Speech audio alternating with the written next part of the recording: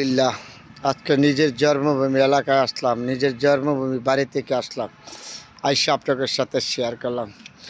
নিজেদের বাগানে দাঁড়ায় রইলাম, দাঁড়ায় থেকে আমার মাথার পিছনে দেখেন, এটা হলো কাঁঠাল গাছ। কি সুন্দর কাঁঠাল ধরছে গাছটার মাঝে, কত বড় কাঁঠাল, জাতীয় ফল কাঁঠাল। এই কাঁঠালগুলি আপনার একদম ফরমালি মুক্ত, ফলের মাধ্যমে কাঁঠাল পাবেন, ফরমালি মুক্ত কাঁঠাল।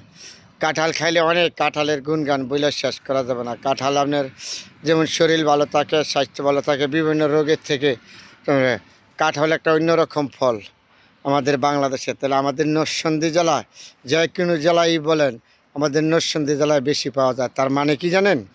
এটা হইলো আপনার এখন থেকে লাগছে না এই গাছের কাঁঠালগুলি, একটা কাঁঠালও করা পারবে না। এই কাঁঠালগুলি বাড়তে হইব, পরে পারবে।